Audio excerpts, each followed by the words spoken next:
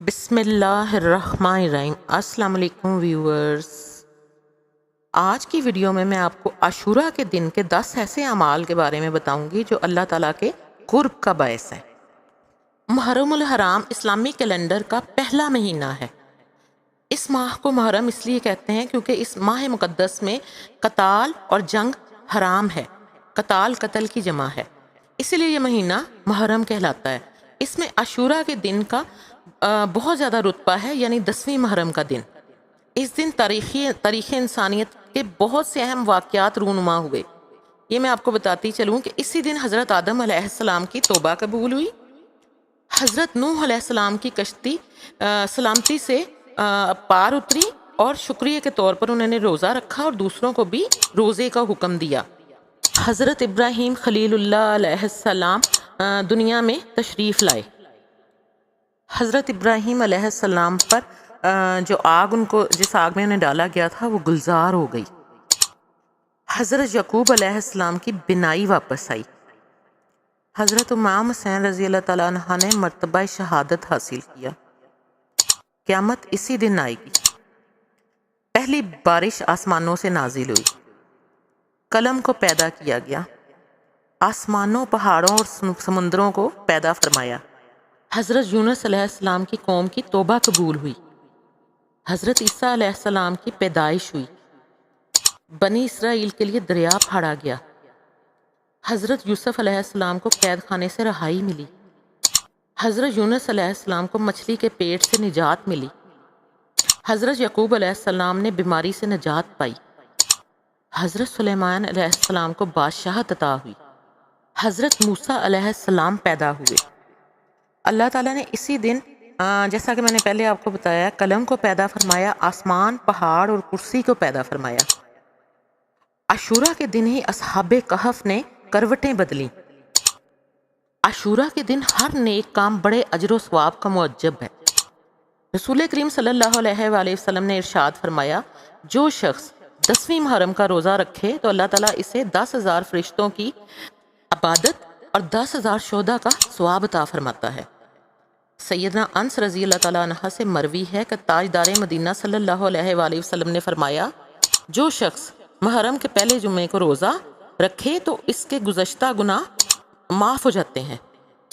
سیدہ عائشہ صدیقہ رضی اللہ تعالیٰ عنہ فرماتی ہیں کہ رحمت للعالمین حضرت محمد صلی اللہ علیہ وآلہ وسلم نے فرمایا، جو شخص محرم کے پہلے 10 دن روزہ رکھے تو فردوس اعلیٰ کا مالک ہوگا۔ عاشورہ ایک معتبر اور عظمت والا دن ہے۔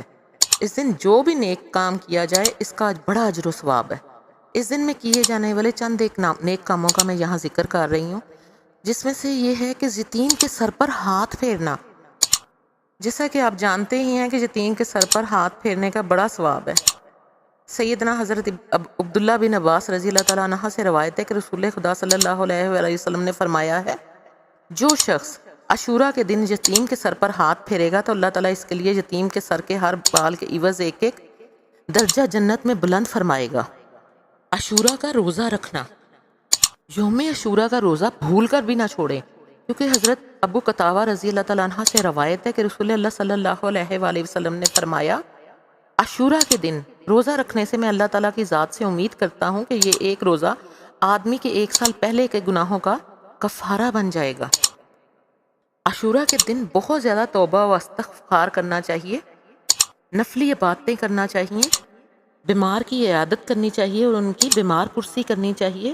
رسول اکرم صلی اللہ علیہ وآلہ وسلم نے فرمایا، جو کوئی عاشورہ کے روز بیمار کی تیمارداری کرتا ہے گویا کہ اس نے تمام بنی آدم کی تیمارداری کی۔ اسی طرح عاشورہ کے دن غسل کرنا بہت ضروری ہے۔ اس دن غسل ضرور کرنا چاہیے اور اس کی بہت زیادہ اہمیت ہے۔ عاشورہ کے دن غسل کرنا بیماری سے بچاؤ کا سبب ہے۔ نبی کریم صلی اللہ علیہ وآلہ وسلم نے ارشاد فرمایا، جو شخص عاشورہ کے دن غسل کرے گا تو سوائے موت کے کسی لا علاج مرض میں مبتلا نہیں ہوگا۔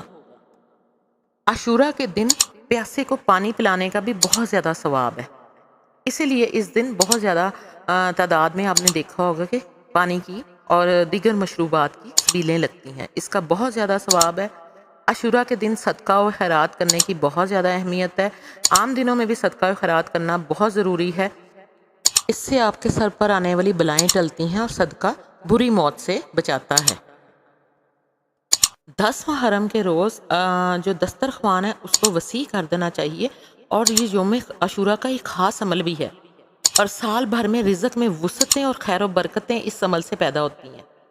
سیدنا عبداللہ بن مسعود رضی اللہ تعالیٰ عنہ کہتے ہیں، حضور نبی کریم صلی اللہ علیہ وآلہ وسلم نے ارشاد فرمایا کہ جو شخص عاشورہ کے دن اپنے اہل و عیال کے کھانے پینے میں خوب زیادہ فراخی اور کشادگی کرے گا، اللہ کریم سال بھر تک اس کے رزق میں وسعت اور خیر و برکت عطا فرمائے گا۔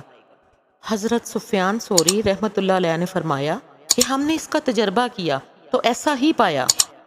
عاشورہ کے روزے کے بارے میں رسول اللہ صلی اللہ علیہ وآلہ وسلم نے فرمایا کہ عاشورہ کے دن انبیاء روزہ رکھتے تھے، تم بھی اس دن روزہ رکھا کرو۔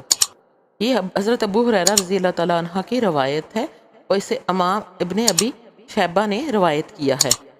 علامہ عینی نے کہا ہے کہ اس کی سند عمدہ ہے۔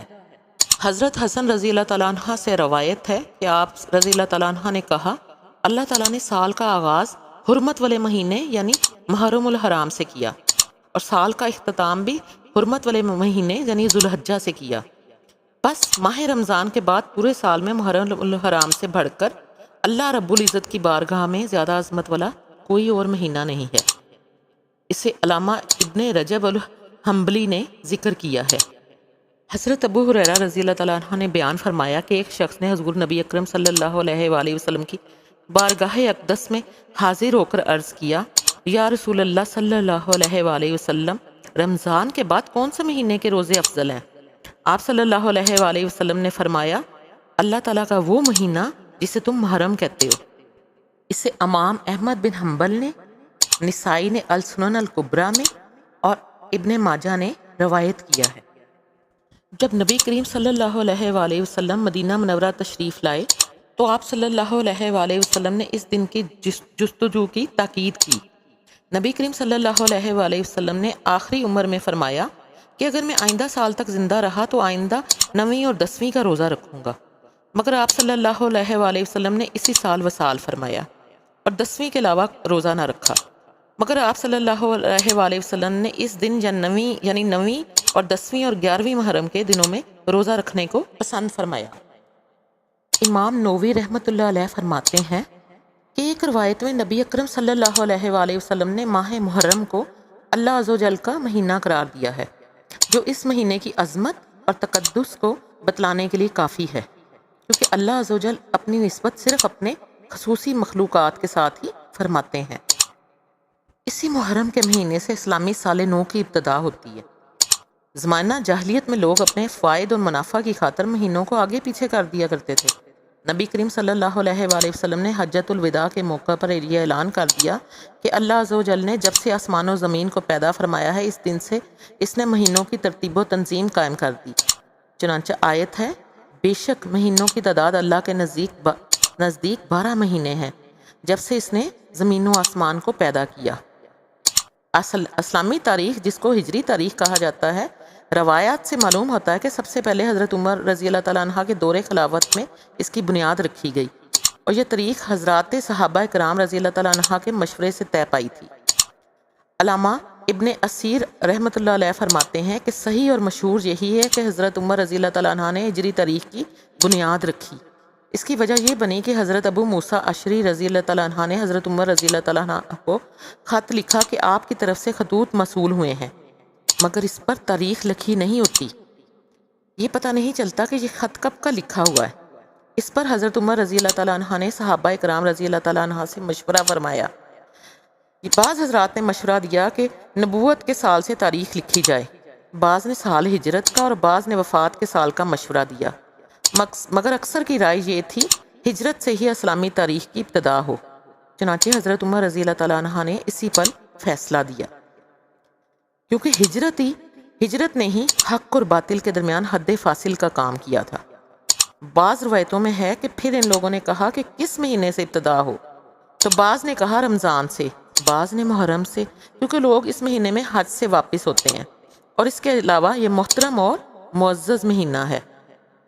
آج کل یہ دیکھ کر بڑا افسوس ہوتا ہے کہ قمری ماہ و سال اور تاریخ، جس پر ہماری ساری عبادتیں اور ہماری عیدیں اور خصوصی فضیلت کے حامل ایام موقوف ہیں، مثلا رمضان، عید، حج کے ایام، محرم، شب برات کے روزے، عشرہ ذوالحجہ کے اعمال، یہ سارے کے سارے امور قمری تاریخ سے متعلق ہیں۔ آج ہم نے قمری تاریخ کو بالکل فراموش کر دیا ہے۔ شمسی تاریخ سے اپنے امور میں مدد ضرور لیجئے، لیکن قمری تاریخ سے یہ بے اتنائی، یہ ہماری غیرت قومی اور حمیت ایمانی اور ملی دیوالیہ پن ہے۔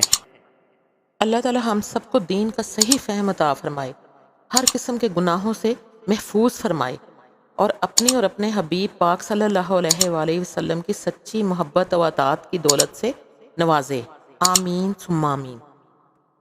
آج کی اچھی بات یہ ہے کہ ہمیں ہماری نیت اور ہمارے ارادے کے مطابق اجر دیا جاتا ہے، تو کسی دوسرے کی منافقت اور بغض کو خود پر سوار مت کریں۔ آپ صحیح ہیں تو آپ کے لیے یہی کافی ہے، بے شک ہم سب کا رب سب دیکھ رہا ہے۔ دعا کیا کریں کہ اے اللہ مجھے اپنی محبت میں ایسا مکمل کر دے کہ مجھے تیری چاہت کے علاوہ کوئی چاہت نہ رہے، آمین ثم آمین یا رب العالمین۔ میرے پیارے بہنوں اور بھائیوں، اگر میری یہ چھوٹی سی کاوش آپ کو اچھی لگی ہو تو ویڈیو کو لائک کر دیجئے گا، میرے چینل کو سبسکرائب کر دیجئے گا، اور اس ویڈیو کو اپنے فرینڈز اینڈ فیملی ممبرز کے ساتھ شیئر کر دیجئے گا۔ جزاک اللہ، اللہ کی امان میں رہیں، دعاؤں میں یاد رکھیے گا۔ اللہ حافظ۔